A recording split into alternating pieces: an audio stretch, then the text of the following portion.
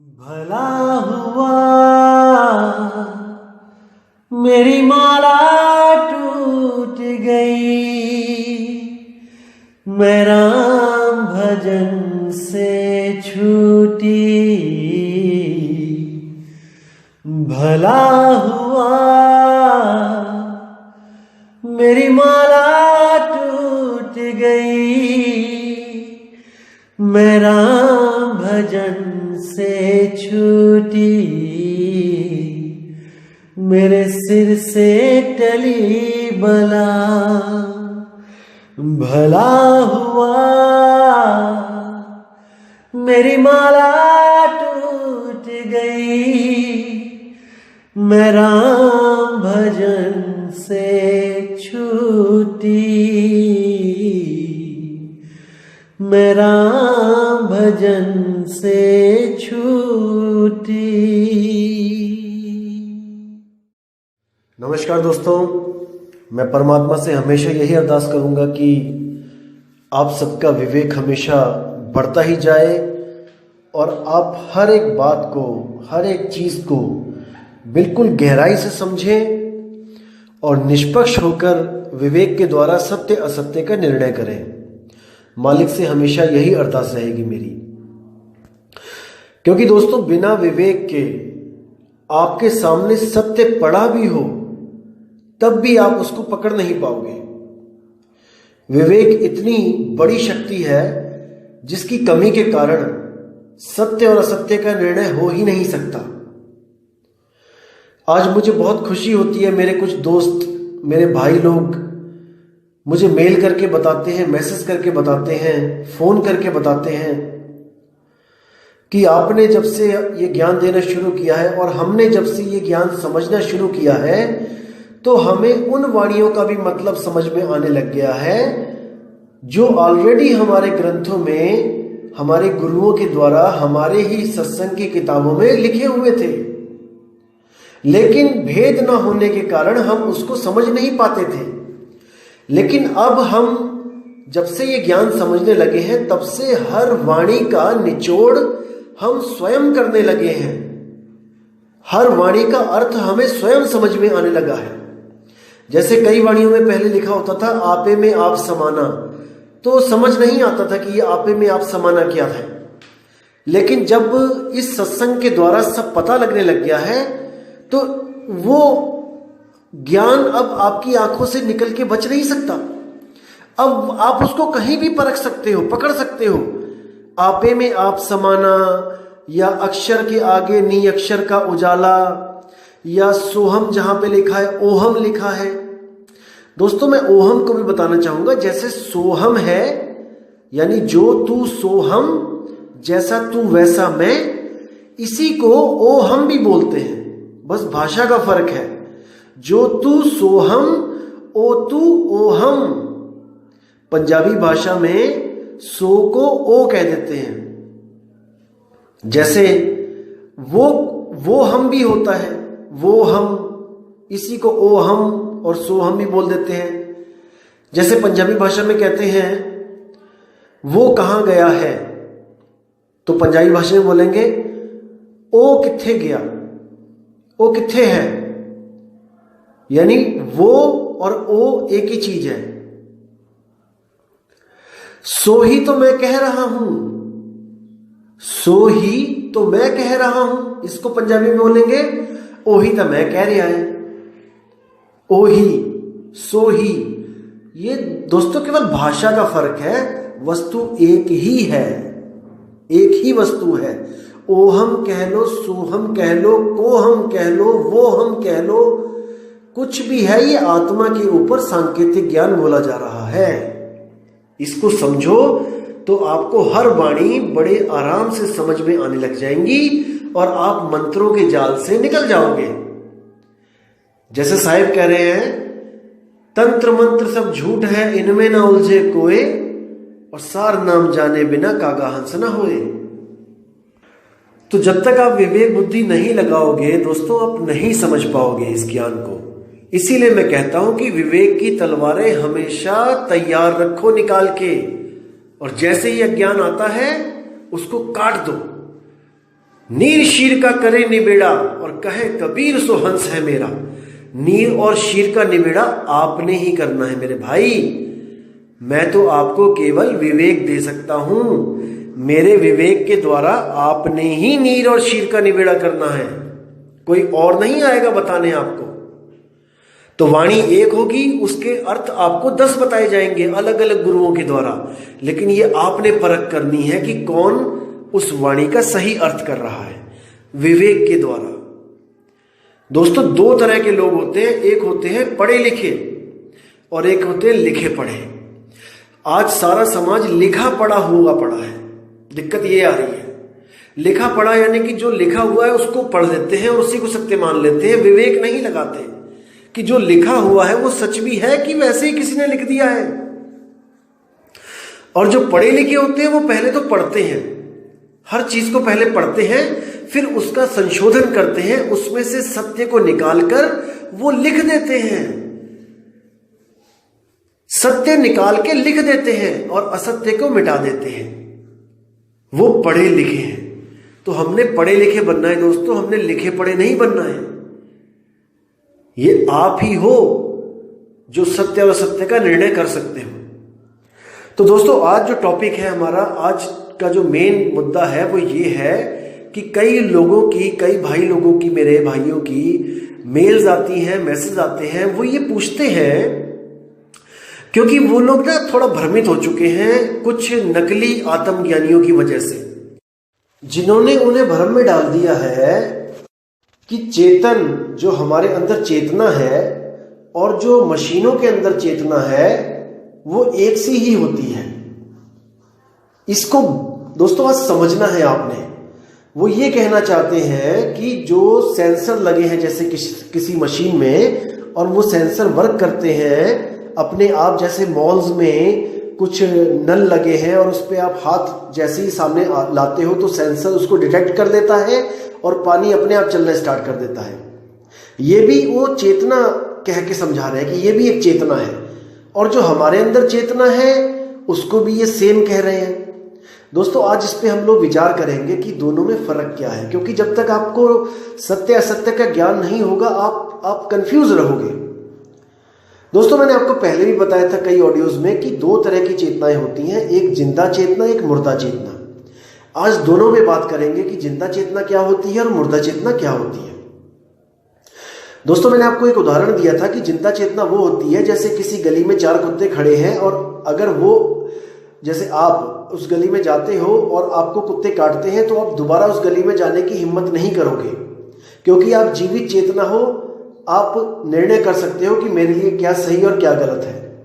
लेकिन एक रोबोट को हम कोई कमांड देते हैं कि उस गली में जाए और रोबोट पे 4 कुत्ते हमला करते हैं और हम दोबारा उसको कमांड दे देते हैं कि रोबोट को वहां जाए, तो वो डरेगा नहीं, वो सीधे चला जाएगा। इसको मृत चेतना कहते हैं। चेतना है लेकिन मृत है, मुर्दा है।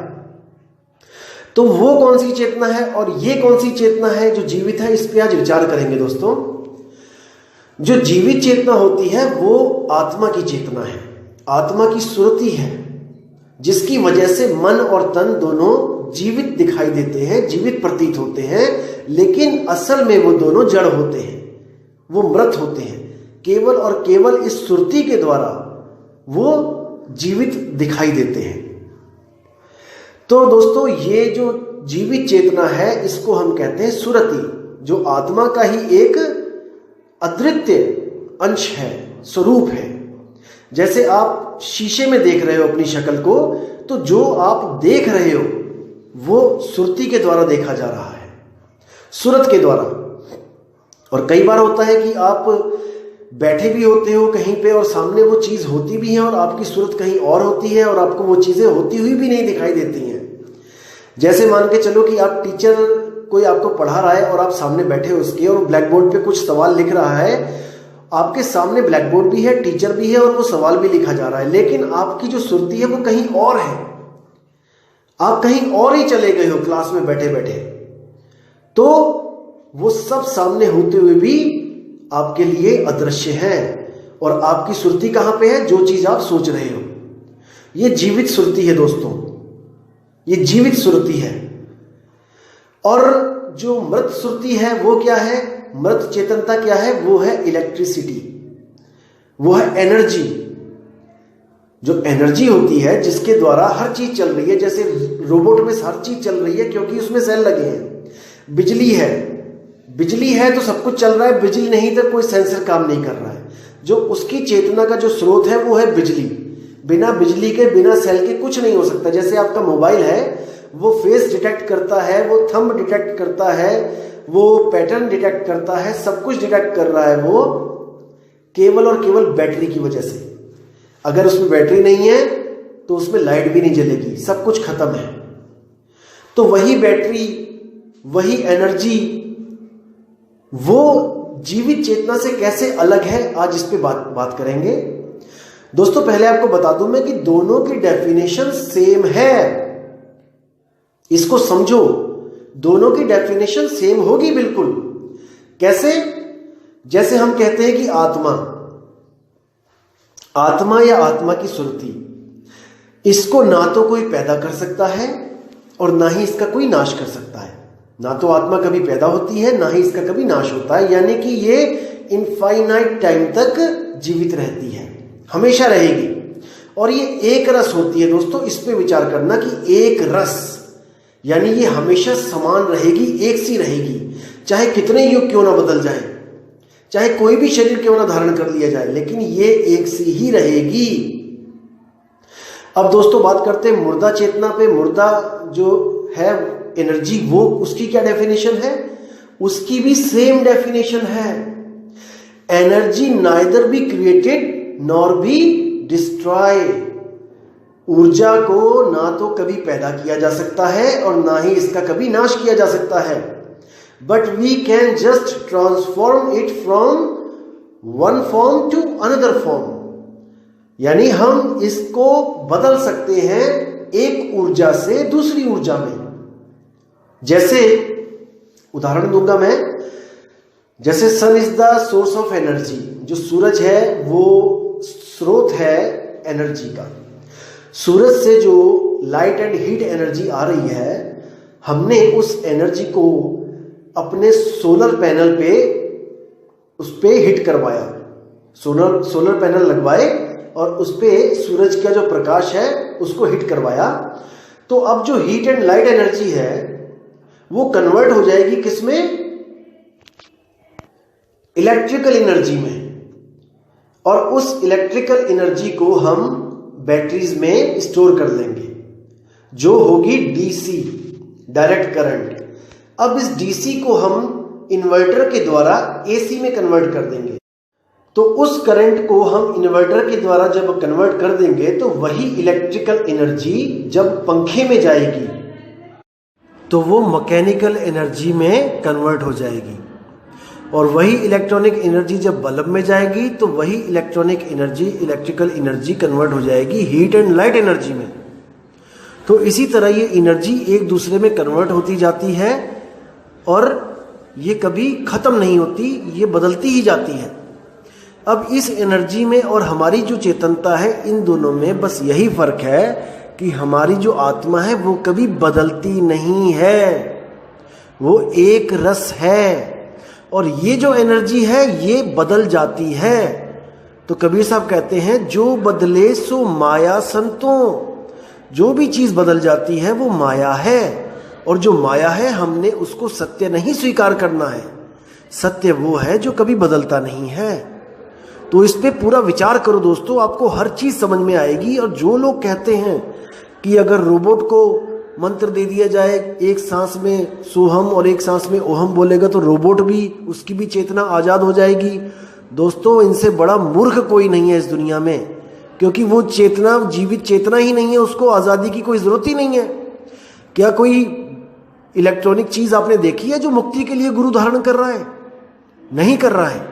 ये तो केवल जीवित चेतना है। ये इंसान है जो गुरु के लिए, मुक्ति के लिए दर दर भटक रहा है, क्योंकि उसको पता है कि मुझे दर्द होता है, इस चेतना को दर्द होता है भाई, महसूस कर सकता है ये चेतन मन और तन के द्वारा।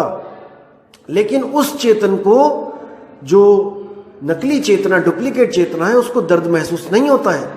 एक रोबोट को आप कितना भी मारो, कितना भी क्यों ना तोड़ो उसको, लेकिन वो हाय नहीं कहेगा। और आपके अगर कोई एक डंडा मारेगा तो आपके मुंह से हाय निकलेगा। यही फर्क है एक जीवित और मृत चेतना में। दोस्तों, आपने भ्रमित नहीं होना है ऐसे नकली आत्मज्ञानियों की बातें, फिजूल की बातें सुनकर, बिना सिर पैर की बातें सुनकर। आपने संतों पे भरोसा रखना है, आपने संतों की वाणियों पे भरोसा रखना है।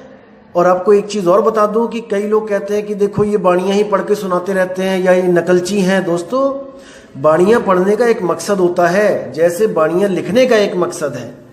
बाणियाँ लिखने का मकसद ये है कि किसी भी आदमी को वो रास्ता बताया जाता है बाणियों के द्वारा कि वो जिस रास्ते पे चल रहा है वो सत्य है या नहीं है।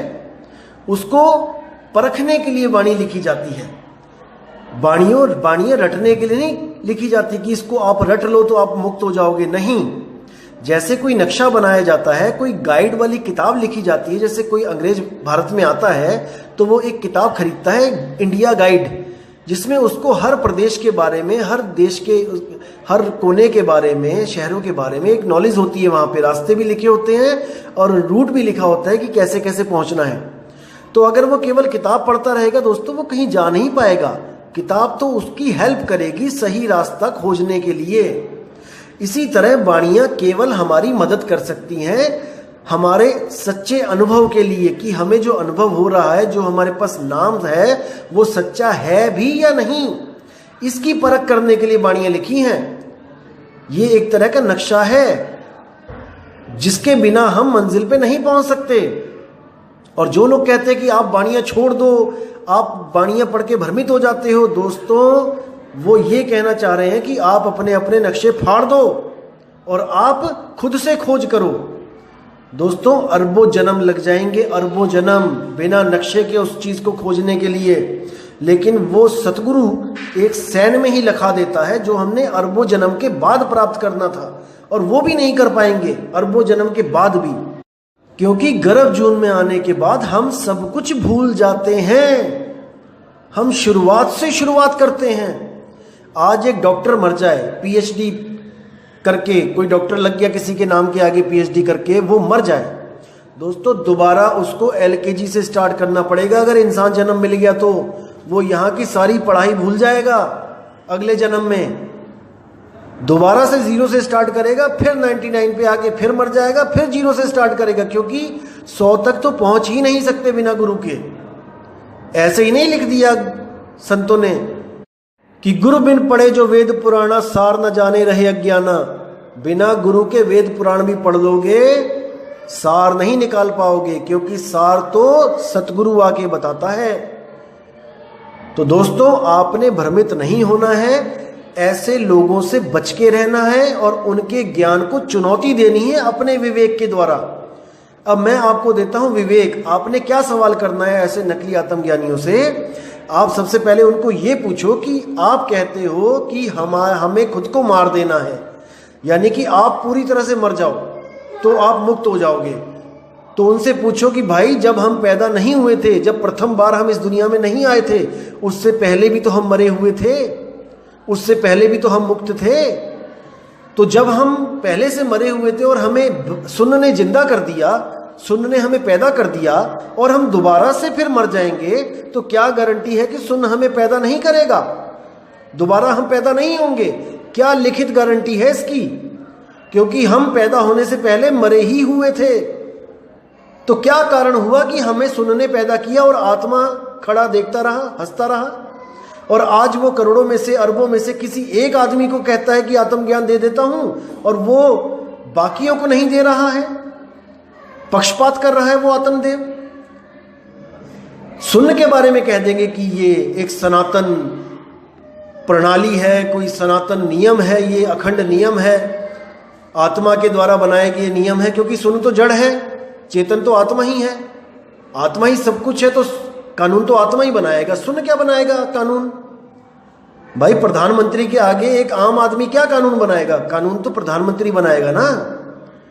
तो आत्मा का ही सारे कानून है। ये जितनी भी सृष्टि पैदा हो रही है, ये आत्मा की वजह से ही हो रही है, क्योंकि आत्मदेव स्वयं भूल में है, इसीलिए तो सृष्टि पैदा कर रहा है। और उसके बाद खुद ही कृपा कर रहा है कि तू सृष्टि से बाहर आ जा। अरे हमें डाला ही क्यों है, हमें बनाया ही क्यों है, जो अब कृपा भी कर रहा है आत्मदेव कि तू सृष्टि से बाहर आ जा, तुझे मुक्त कर देता हूं। हम पहले ही मुक्त थे, हम आए क्यों, क्या भूल हुई सृष्टि बना के। तो इसको समझो दोस्तों। कबीर साहब साफ साफ कहते हैं, पहली साखी बीजक में, पहली ही साखी चेताते हैं वो कि जैया जन्म मुक्ता हता तैया हता ना कोय, और छठी तुम्हारी है जगह तू कहां चला भिगोए। बिल्कुल स्पष्ट कह दिया कि तू कहां 5 तत्वों में भ्रमण कर रहा है, इस देह में भ्रमण कर रहा है। तू विदेही था, तू कहां चला भिगोए। वो जानते हैं कि गलती कहां हुई है, और उस गलती को ठीक करवाने वाला ही सतगुरु होता है, ना कि उस गलती को शाश्वत नियम बता के कह दे कि ये शाश्वत नियम है जन्म और मरण, आप पैदा हुए हो शाश्वत नियम के अनुसार। तो वो आपको भ्रमित कर रहा है दोस्तों, उसको समझो, पकड़ो उसको।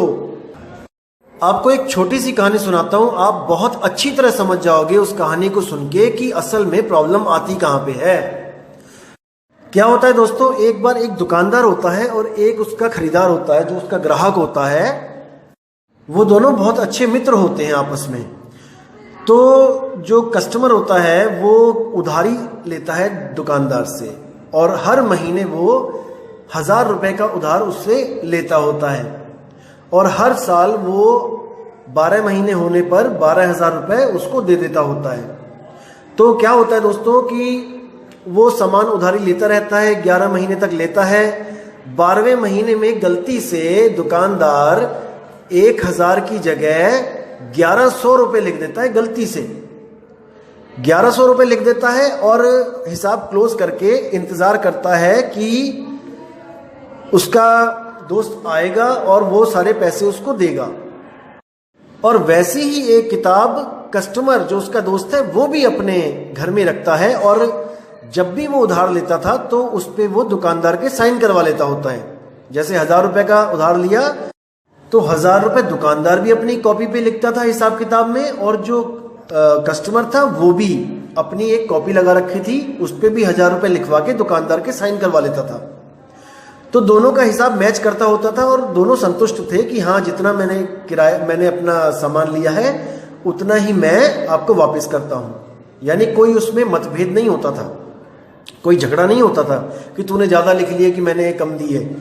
तो होता क्या है कि वो गलती से जो 1100 लिख लेता है, उसी के अगले दिन उसकी मौत हो जाती है दुकानदार की। तो जब कस्टमर आता है दुकान पे हिसाब किताब करने, तो उसका लड़का बैठा होता है दुकान पे।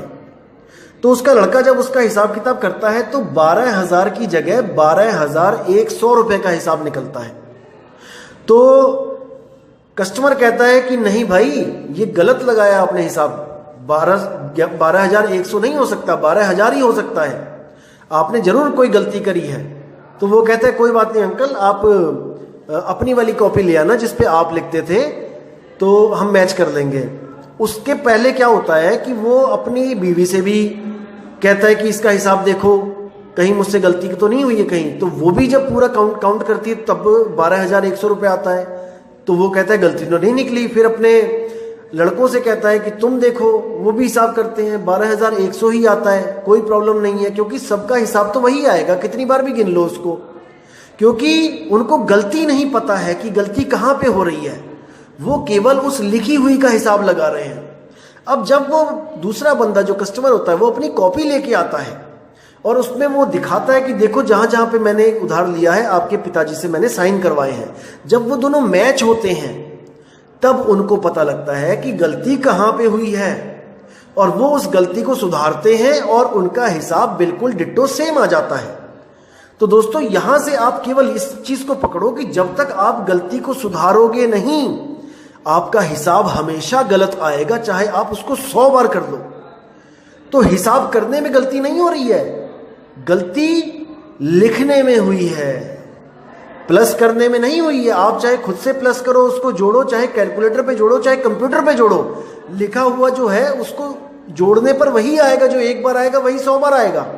लेकिन जब लिखने में ही गलती हो गई है तो भाई गलती जोड़ में नहीं है। इसी तरह जो शून्य से पहला जीव जो प्रकट हुआ है, जो कहते हैं नकली आत्मज्ञानी की महाचेतन सत्ता प्रकट हो गई उस शून्य में से। दोस्तों यही तो सबसे बड़ी गलती है, इसी गलती को तो सुधारना है। जब तक इस गलती को नहीं पकड़ोगे, नहीं सुधारोगे दोस्तों, बार बार ये शून्य आपको पैदा कर देगा, क्योंकि आप पैदा होने से पहले भी मरे हुए थे और आज भी आपको यही थ्योरी रटवाई जा रही है कि आपने मर जाना है। मर जाओ दोस्तों, कैसे मरोगे? मरे तो पहले भी थे, जिंदा कैसे हो गए? आज मरोगे तो कल को फिर जिंदा हो जाओगे, मुक्ति नहीं मिल सकती। इसलिए कबीर साहब कहते हैं, ऐसा गुरु ढूंढ जो तेरी भूल को सही करवा दे, जो तेरी भूल को सही करके उस चीज को सही कर दे, तब तेरी मुक्ति होगी। इसीलिए उन्होंने बोला है, पहले भूला ब्रह्म खंडित झाई आपन मानी, जो है सनातन सोई भूला। और ये दोनों अज्ञानी। भूल मिटे गुरु मिले पारखी, पारख देई लखाई, कहे कबीर भूल की औषध, पारख सबकी भाई। उस भूल को तभी मिटा सकते हो जब पारख करोगे, परख करोगे, विवेक लगाओगे। इसीलिए मैं हमेशा कहता हूं कि विवेक की तलवारें तिखी कर लो, बिना विवेक के लूटे जाओगे, हर कोई लूट लेगा। नकली माल भी असली कह के आपको पकड़ा देगा, जैसे बड़े बड़े शहरों में होता ही आया है। चोर बाजार जैसे लगे होते हैं, आप वहां जाओगे, आपको नकली माल असली कह के चेप देंगे और आप उसको लेके घर आ जाओगे और आप नुकसान भरोगे। इसलिए दोस्तों हमेशा विवेक को जागृत रखो, चेत रखो, सचेत रखो अपने आप को, ताकि कोई आपको लूट ना ले। क्योंकि मीठी मीठी बातें और अटपटी बातें करने वाले बहुत से मिलेंगे जो आपको बातों में उलझा लेंगे। निर्धुन की भक्ति करो, निर्नाद की भक्ति करो, निशब्द की भक्ति करो, और जब आप पूछोगे कि है क्या वो निर्धुन, क्या वो कोई शब्द है, तो कहेंगे शब्द से भी परे। तो कहोगे कोई आवाज है, आवाज से भी परे। कोई कहोगे कोई सुन्न है, गैप है, उससे भी परे। बस एक ही वर्ड रट लिया है, उससे भी परे, उससे भी परे। अरे भाई बता तो दे क्या है वो। नहीं बताएंगे क्योंकि खुद को नहीं पता। निर्नाद निर्धुन की भक्ति करो, कैसे करोगे बताओ, भेद बताओ। अरे तुमसे ज्ञान लेने के बाद भी अगर हमें इंतजार करना पड़ेगा तो फिर इससे अच्छा तो हम आत्मदेव से ले लेते डायरेक्ट ज्ञान। आपसे लेने की क्या जरूरत पड़ी हमें? आत्मदेव खुद हमें ज्ञान दे देता। तो दोस्तों भ्रमित नहीं होना है ऐसे लोगों के चक्कर में। है वो मेरा ही भाई, लेकिन अगर मेरा भाई आप लोग का नुकसान करेगा तो वो मेरा भाई नहीं है। मैं आपको सचेत करूंगा उससे, हालांकि मेरी उससे कोई दुश्मनी भी नहीं है, लेकिन मैं उससे बचाने की पूरी कोशिश करूंगा आपको, क्योंकि आप मेरे मालिक के हंस हो। मेरा किसी से कोई बैर नहीं है, मेरा कोई दोस्त नहीं है। कबीर खड़ा बाजार में चाहे सबकी खैर, और ना काहू से दोस्ती ना काहू से बैर। हम सत्य के पुजारी हैं भाई, हम सत्य की बात रखेंगे अपनी परख के द्वारा। अब ये आप देखो कि हम आपके लिए शुभचिंतक हैं या हम आपके दुश्मन हैं, ये आपने देखना है। मैं अपने मुंह से नहीं बोलूंगा कि मैं शुभचिंतक हूं कि मैं दुश्मन हूं। आप मेरी बातें सुनो और आपको लगता है कि आपका कल्याण हो सकता है तो आप अपना शुभचिंतक मानो, और आपको लगता है कि अगर मैं आपका गलत करने जा रहा हूं, हितकारी नहीं हूं, तो आप मुझे मेरा दुश्मन मानो अपना, कोई दिक्कत नहीं है। लेकिन मेरा फर्ज है आपको सत्य और असत्य से अवगत कराना। आपका फर्ज है कि विवेक के द्वारा सत्य को पकड़ना, असत्य को त्यागना, तभी मुक्त हो सकते हो भाई, नहीं तो उलझाने वाले लाखों पड़े हैं यहां पे। अब एक बात और आती है, एक मेल और आई थी, मुझे पूछा किसी भाई ने कि आत्मा क्या जीवित और मृत दोनों इंसानों में है? जैसे कोई आदमी जिंदा है, बातें कर रहा है तो उसमें भी आत्मा है, और कोई मर गया तो उसमें भी आत्मा है। जैसे इन अज्ञानियों ने, इन नकली आत्मज्ञानियों ने भ्रमित कर दिया लोगों को कि वो मुर्दे में भी है और वो जीवित में भी है। दोस्तों अगर वो मुर्दे में भी है और वो जीवित में भी है तो वहां पे कोई भेद नहीं होना चाहिए था। लेकिन मुर्दा बोल नहीं सकता, पड़ा हुआ है, और जीवित बोल रहा है, खा रहा है, पी रहा है, हंस रहा है। दोनों में बच्चा भी बता सकता है कि क्या फर्क है। इन नकली आत्मज्ञानियों की बुद्धियों पे क्या पत्थर पड़ गए हैं मुझे तो समझ में नहीं आता। असल में ये लोग ब्रह्म को आत्मा समझ बैठे हैं। आपको मैं बता दूं दोस्तों कि ब्रह्म सर्वव्यापी है। ऐसी कोई जगह नहीं जहां पे ब्रह्म नहीं है, चाहे वो जीवित आदमी हो चाहे मृत हो। जिंदा आदमी में भी ब्रह्म है और मुर्दा आदमी में भी ब्रह्म है, क्योंकि ब्रह्म सर्वव्यापी है, आत्मा सर्वव्यापी नहीं है। ब्रह्म की तरह आत्मा सर्वव्यापी नहीं है। इसको गांठ बांध लो आप। आत्मा का भेद बताया जाता है, ब्रह्म तो हर जगह है, भेद बताने की भी जरूरत नहीं है, वो बिना जाने ही सब कुछ है। आप साकार को मान रहे हो तो वो साकार ब्रह्म है, आप निराकार को मान रहे हो वो निराकार ब्रह्म है। दोनों तरह के ब्रह्म है, सर्वगुण भी है निर्गुण भी है। इसीलिए कबीर साहब ने कहा कि सर्वगुण निर्गुण द्वंद्व पसारा और दोनों पड़ गए काल की धारा। ना साकार ना निराकार, परमात्मा ना साकार है ना निराकार है, आत्मा ना साकार है ना निराकार है, आत्मा दोनों से परे शब्द स्वरूप है। इसको समझो, इसको समझ लिया तो भ्रम से निकल आओगे कि परमात्मा साकार है या निराकार है। साकार और निराकार देह के लक्षण हैं भाई, विदेह के लक्षण नहीं है। इस बात को गहराई से समझ लो। तो दोस्तों, उम्मीद करूंगा कि आज के इस ज्ञान से आपके काफी भ्रम के पर्दे उठे होंगे और आप में विवेक शक्ति और बड़ी होगी कि आप सत्य और असत्य का निर्णय कर सको। दोस्तों, मैं बस यही चाहता हूं कि आप इतने विवेकी हो जाओ कि आपको कोई मूर्ख ना बना पाए। आजकल ट्रेंड चला हुआ है कि लोगों को मूर्ख बना के अपनी इज्जत करवाना, अपनी वाहवाही लूटना, चाहे आपको कैसे ही मूर्ख क्यों ना बनाया जाए, चाहे बातों से, साम दाम दंड भेद कुछ भी करके, आपको भ्रमित करके खुद महान बन जाना और सबको अपना गुलाम बना लेना, मानसिक गुलाम। दोस्तों, मानसिक गुलाम शारीरिक गुलाम से भी ज्यादा खतरनाक होता है। जो लोग ये मानसिक गुलाम बनाते हैं लोगों को, ये बुद्धि को कैच कर लेते हैं, अपने इशारों पे चलाते हैं, आपकी विवेक की क्षमता खत्म कर देते हैं। लेकिन मैं कभी नहीं चाहता कि आपकी विवेक की क्षमता खत्म हो। दोस्तों, आप विवेक जगाओ। मैं आपको कोई मानसिक गुलाम बनाने नहीं आया हूं यहां पे कि आप हर चीज मुझसे पूछो कि ये सही है कि गलत है। आप में भी वही शक्ति है दोस्तों जो मुझ में है। बस विवेक जगा लो अपना। एक दीपक बुझा हुआ जब तक ही बुझा हुआ होता है जब तक दूसरा दीपक आके उसको जला ना दे, और जैसे ही दूसरा दीपक जलाता है तो उस जले हुए दीपक में से कुछ कम नहीं होता और उतना ही ज्ञान सामने वाले में प्रकट भी हो जाता है। जैसे आप 100 रुपए में से किसी को 10 रुपए देते हो तो आपके पास वो 10 रुपए कम हो जाएंगे, 90 बचेंगे और सामने वाले के पास 10 हो जाएंगे। लेकिन ज्ञान रूपी जो दीपक है, उस दीपक में से कुछ घटता नहीं है। जितनी लौ पहले थी उतनी ही अब रहेगी और उसमें से उतनी ही लौ किसी और दीपक को दे दी जाएगी, वो भी उतना ही प्रकाशित हो जाएगा। तो दोस्तों, मैं यही चाहता हूं कि आप भी इतने विवेकी हो जाओ कि ऐसे नकली आत्मज्ञानी आपको भ्रमित ना कर पाए, ये फालतू की बातें करके, फिजूल की बातें करके।